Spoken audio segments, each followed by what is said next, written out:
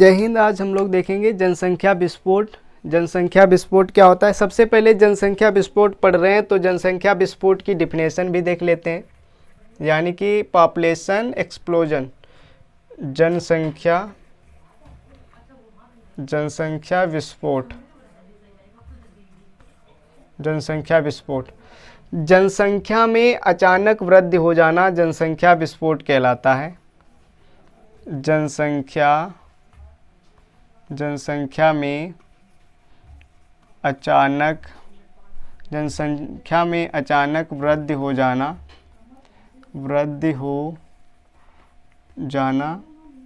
जनसंख्या में अचानक वृद्धि हो जाना जनसंख्या विस्फोट कहलाता है। जनसंख्या विस्फोट कहलाता है। ओके, तो ये जनसंख्या विस्फोट समझ गए होंगे आप लोग। तो जनसंख्या विस्फोट समझ गए।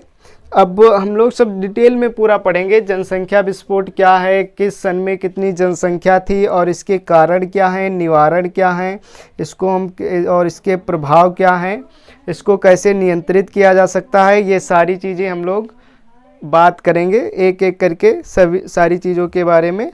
ओके, तो पहले हम ये देख लेते हैं, जनसंख्या विस्फोट देख लिया हमने।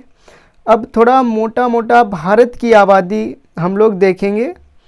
तो देखो, जो भारत की आबादी है, जनसंख्या है, तो यहाँ पे लिख लेते हैं भारत की जनसंख्या।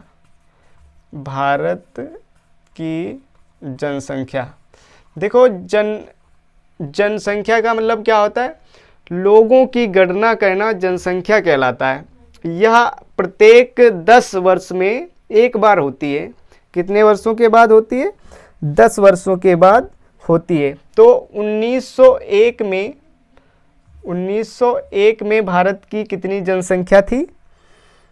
23 करोड़ 80 लाख। 23 करोड़ 80 लाख। 80 लाख। तो समझ गए ना, 1901 में भारत की जनसंख्या कितनी थी। अब 1911, देखो ये जनगणना 10 सालों के बाद होती है, तो 1901 में 10 जोड़ दो, 1911 हो जाएगा। तो यही जनसंख्या 1911 में बढ़कर के कितनी हुई? 25 करोड़ 20 लाख। कितनी? 25 करोड़ 20 लाख। ओके, अब 1911 में 10 और जोड़ दो, 1911 में 10 और जोड़ दोगे कितना हो जाएगा? 1921। 1921 की जनगणना के अनुसार भारत की जनसंख्या कितनी थी? 25 करोड़ 10 लाख। 25 करोड़ 10 लाख। तो ये इस शायद 1921 में कोई महामारी आई होगी, जिसकी वजह से ये जनसंख्या और कम हो गई थी पहले की अपेक्षा। तो 1921 में 10 और जोड़ दो, 1931। 1931 में कितनी थी? 27 करोड़ 80 लाख। 27 करोड़ 80 लाख। ओके, कितनी थी? 27 करोड़ 80 लाख। ओके, तो सॉरी, यहाँ पे 90 है। अगला हम लोग देखेंगे 1941। 31 में 10 जोड़ेंगे, 41। 1941 में जनसंख्या थी 31 करोड़ 90 लाख। कितनी थी?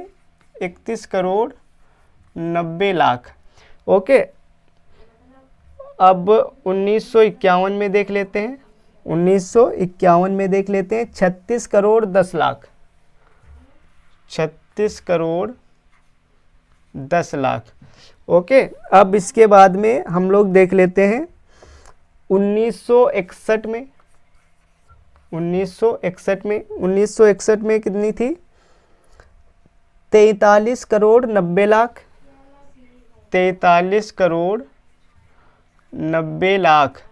ओके, अब 1971 में देख लेते हैं। 1971 में थी 54 करोड़ 80 लाख। 54 है यहाँ पे, 54 करोड़ 80 लाख। 54 करोड़ 80 लाख। ओके, तो ये कुछ जनसंख्या इस प्रकार है। तो इसके बाद में अगला जो आएगा हमारा, वो क्या आएगा? 1981 में कितनी थी? क्या लिखेंगे? 1981। 71 में 10 जोड़ोगे, 1981 में हमारी जनसंख्या कितनी थी? 1981 में थी 68 करोड़ 40 लाख। 68 करोड़ 40 लाख। ओके, तो 1981 में कितनी थी? 68 करोड़ 40 लाख। और यही बढ़कर के 1991 में हो गई थी, 1991 में हो गई थी 84 करोड़ 40 लाख। 1991 में कितनी हो गई? 84 करोड़ 40 लाख। इसके बाद में यही बढ़कर 2001 में हो गई थी 102 करोड़। 2001 में बढ़कर के कितनी हो गई थी? 102 करोड़। 102 करोड़। ओके, अब यही बढ़कर के 2011 में कितनी हो गई थी? 121 करोड़। 2011 में कितनी? 121 करोड़। ओके, तो ये भारत की विश्व की जनसंख्या का नहीं है विवरण, भारत की जनसंख्या का है। तो भारत की जनसंख्या कुछ इस प्रकार से थी जो धीरे धीरे ग्रो हुई। अब ठीक है, तो हम जनसंख्या विस्फोट पढ़ लिया है, तो अब हम लोग पढ़ेंगे जनसंख्या विस्फोट के कौन कौन से कारण हैं जिनके कारण ये जनसंख्या धीरे धीरे करके वृद्धि हुई है। उन कारणों की तरफ थोड़ा ध्यान देते हैं। तो अब हम लोग देख लेते हैं जनसंख्या विस्फोट के कारणों के बारे में। जनसंख्या विस्फोट के कौन कौन से कारण हैं उनके बारे में देखेंगे। देखो, सबसे पहला और मोस्ट इम्पोर्टेंट जो कारण है कि मृत्यु दर में निरंतर कमी। क्या है? नंबर 1, मृत्यु दर में निरंतर कमी। पहले बहुत महामारियां आया करती थी जिसके कारण व्यक्ति बहुत मर जाते थे, लेकिन अब चिकित्सक जो सेवाएं हैं वो इतनी अधिक बढ़ चुकी हैं जिससे कि बहुत मृत्यु दर बहुत कम हो गई है। तो सबसे पहला नंबर हम लोग क्या डालेंगे? मृत्यु दर में निरंतर कमी। नंबर 1 क्या है? मृत्यु दर में निरंतर कमी। ओके, तो समझ गए ना आप लोग? पहले कुपोषण के, अकाल महामारी तथा कुपोषण के चलते बच्चे बहुत जैसे जन्म लेने के बाद में मर जाते थे। पहले कौन कौन से कारण थे? कुपोषण,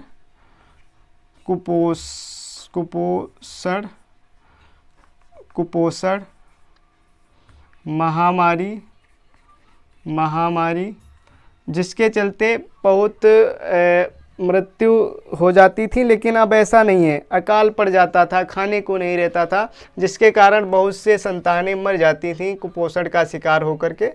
तो वो अब है नहीं, अब अच्छे प्रकार के आहार उपलब्ध हैं। और दूसरा है खाद्यान्नों की प्रचुरता। नंबर दूसरा क्या है? खाद्यान्नों की प्रचुरता। खाद्यान्नों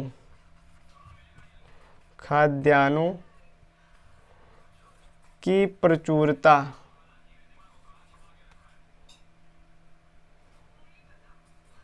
खाद्यान्नों की प्रचुरता। पहले खाने के लिए इतना नहीं था, लेकिन अब खाने के लिए इतना है कि कोई भी व्यक्ति भूखा नहीं मरता है। तो आजकल खाद्यान्नों में कोई कमी नहीं है, भरपूर खाद्यान्न है। तो आजकल खाद्यान्नों में कोई कमी नहीं है और भूख से कोई नहीं मरता, क्योंकि वैज्ञानिक एवं तकनीकी सुधार के कारण खाद्यान्नों के उत्पादन में पर्याप्त वृद्धि हुई है।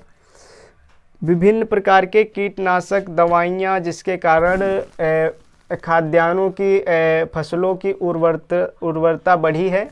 तो आजकल भूख से किसी की मृत्यु नहीं होती है। तो ये लिख सकते हैं हम, भूख के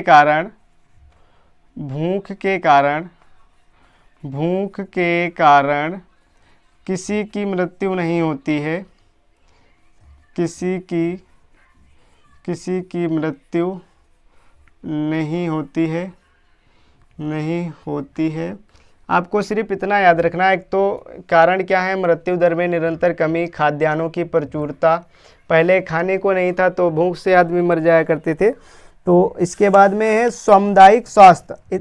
आजकल देखेंगे आप लोग हर ज़िले में, हर डिस्ट्रिक्ट में, हर ब्लॉक में, हर ग्राम पंचायत में एक सरकारी हॉस्पिटल ज़रूर मिलेगा, जिससे जहां पर विभिन्न प्रकार की स्वास्थ्य सेवाएं उपलब्ध कराई जाती हैं, जिसके कारण व्यक्ति स्वास्थ्य से प्रभावित होकर नहीं मरता है। तो सामुदायिक स्वास्थ्य सेवा। तीसरा नंबर क्या है? सामुदायिक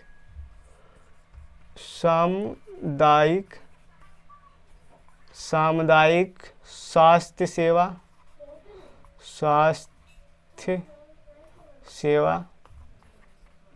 ओके, आजकल इसमें लिख लेंगे, आजकल विभिन्न ग्राम पंचायतों में, हर ग्राम पंचायत में एक अस्पताल बनाया गया, जहां पर विभिन्न प्रकार की महामारियां जैसे चेचक,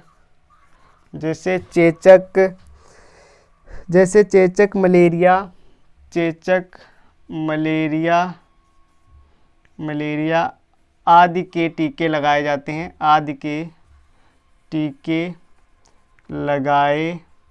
जाते हैं, ओके। और नंबर 4 जो है इसका, कम आयु में विवाह। ये भी एक कारण तो है, कम आयु में विवाह हो जाता है, और जब तक उनकी विवाह की आयु होती है तब तक वो 2-4 बच्चे कर देते हैं। तो ये भी एक जनसंख्या विस्फोट का कारण रहा है। कम आयु में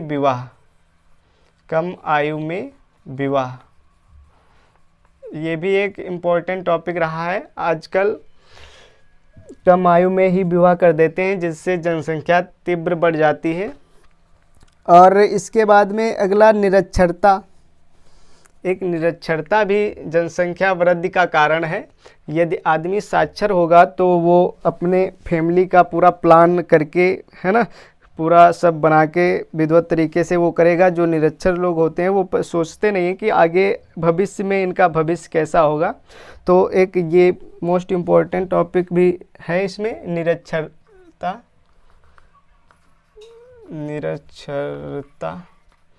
ओके, क्या होता है निरक्षरता? अशिक्षितता के कारण लोग परिवार नियोजन के छोटे महत्व को नहीं समझ पाते। जब वो शिक्षित होते हैं तो उन्हें छोटे परिवार के महत्वों के बारे में जानकारी होती है, और जब उन्हें जानकारी नहीं है कि छोटे परिवार के महत्व क्या होते हैं, जिसके कारण जनसंख्या विस्फोट हो जाता है। और अगला जो टॉपिक है गरीबी, ये एक टॉपिक है। गरीब लोग क्या सोचते हैं कि यदि हम लोग 5 बच्चा करेंगे तो 5 बच्चे हमें 5-5 हज़ार कमा कर देंगे, तो वो 25 हज़ार हो जाएंगे। ये वो गणित लगाते हैं जो गरीब लोग होते हैं, लेकिन वो ये नहीं हिसाब लगाते हैं कि इसको हम जब तक 18 साल 19 साल तक जब तक पालेंगे, उस बीच में कितनी समस्याएं आएंगी, कितनी दिक्कतें आएंगी, वो नहीं सोचते हैं।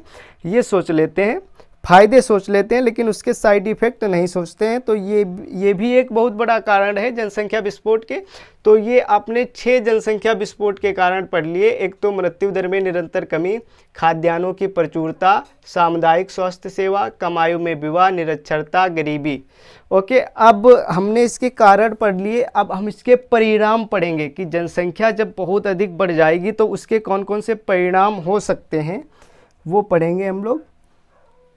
सबसे पहला परिणाम है वो खाद्य समस्या। क्या है? खाद्य समस्या।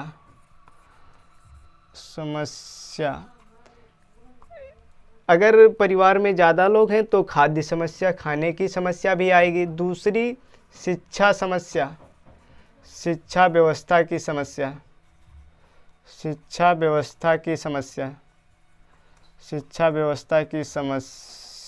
यदि एक परिवार में 4 बच्चे हैं तो उन्हें अच्छे स्कूल में नहीं पढ़ाया जा सकता, क्योंकि 4 बच्चों की काफ़ी फीस हो जाएगी।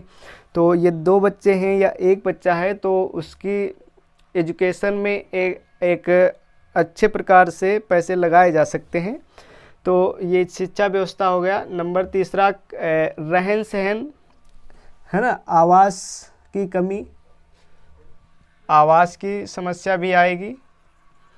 आवास की समस्या, जैसे सपोज कीजिए किसी के घर में 2 कमरे हैं और उसके 2 कमरे हैं और उसके 4 बच्चे हैं तो कैसे मेंटेन करेंगे। और यदि 2 कमरे हैं 2 बच्चे हैं तो दोनों बच्चे एक एक कमरे में आ जाएगा, दोनों बच्चों का सेटअप हो जाएगा एक एक कमरे में। और ये 4 बच्चे हैं तो फिर कैसे हो पाएगा। तो ये एक आवास की समस्या भी बहुत बड़ी समस्या है इसकी, जनसंख्या विस्फोट की। ओके, अगला तो देखो, यदि जनसंख्या ज़्यादा होगी तो जल प्रदूषण होगा, जल प्रदूषण, वायु प्रदूषण, है ना। तो इससे विभिन्न प्रकार के प्रदूषण होते हैं, जैसे जल प्रदूषण, जलवायु तथा मृदा प्रदूषण। ओके, तो ये समस्याएं आती हैं। और अगली समस्या जो है वो हम देख लेते हैं, बेरोजगारी। अगली समस्या क्या आ जाती है, एक तो बेरोजगारी की समस्या आ जाती है, बेरोजगारी। ओके, बेरोजगारी की समस्या। अगला नंबर देख लेते हैं। अगला नंबर देखो, संक्रमण फैलने की बहुत अधिक संभावनाएं होती हैं अधिक लोगों में। जैसे एक बीमार पड़ गया तो सारे बीमार पड़ जाएंगे, तो संक्रामक रोगों के फैलने की अधिक संभावनाएं होती हैं। संक्रामक का मतलब होता है ऐसे रोग जो एक व्यक्ति से दूसरे व्यक्ति में पहुंच जाते हैं। संक्रामक रोगों के फैलने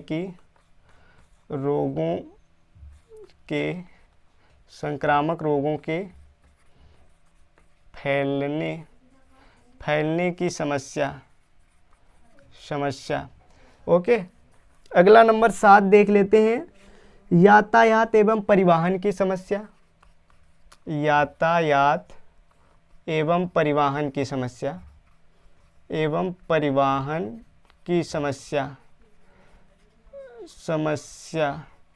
ओके, देखो, ये अगर मान लीजिए किसी के 4 बेटे हैं तो 4 बेटे और हस्बैंड वाइफ वो 2 तो 6 हो गए, 6 एक बाइक पे आ नहीं सकते।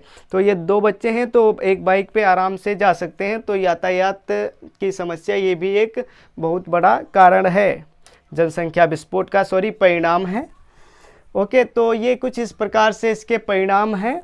अब हम लोग जनसंख्या वृद्धि को किस तरीके से नियंत्रित करना चाहिए, हमें कैसे नियंत्रित हम कर पाएंगे, उस चीज़ों के बारे में देख लेते हैं, इसका जनसंख्या वृद्धि का नियंत्रण। अगला हम लोग देखेंगे जनसंख्या वृद्धि को हम किस प्रकार से नियंत्रित कर सकते हैं। देखो, सबसे पहला जो मोस्ट इम्पोर्टेंट वो है नंबर 1, विवाह की आयु में वृद्धि करके। कैसे? विवाह की आयु में वृद्धि करके, विवाह की आयु को बढ़ा करके, विवाह की आयु में वृद्धि द्वारा जनसंख्या नियंत्रित की जा सकती है। और इसका जो नंबर 2 है, शिक्षा द्वारा। यदि लोग शिक्षित होंगे तो वो समझेंगे, शिक्षा के द्वारा भी जनसंख्या नियंत्रण किया जा सकता है। नंबर 3 हम देख लेते हैं। नंबर 3 होता है सीमित परिवार का महत्व बताकर। सीमित परिवार के महत्व द्वारा।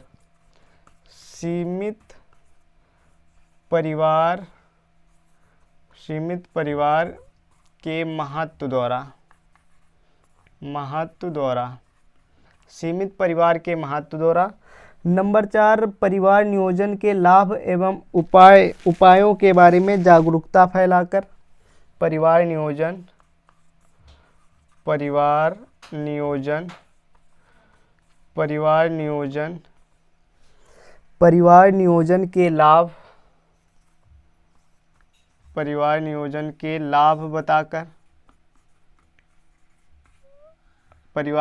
के लाभ बताकर भी जनसंख्या वृद्धि नियंत्रित की जा सकती है।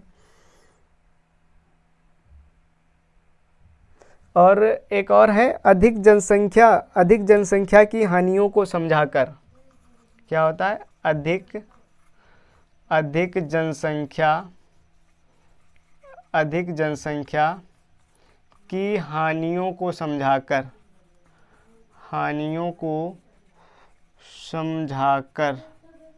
ओके, ये भी एक ये है जनसंख्या वृद्धि के नियंत्रण। तो आई होप आप समझ गए होंगे। हम लोगों ने जनसंख्या विस्फोट देखा, जनसंख्या विस्फोट के कौन कौन से कारण हैं वो भी देखा, और इससे कौन कौन से परिणाम हो सकते हैं वो भी हमने देखा, और इसके नियंत्रण के कौन कौन से उपाय हैं ये भी हमने देख लिया। तो आई होप ये वीडियो आपको पसंद आई होगी। पसंद आए तो लाइक करें, शेयर करें और चैनल को सब्सक्राइब कर लें। जय हिंद।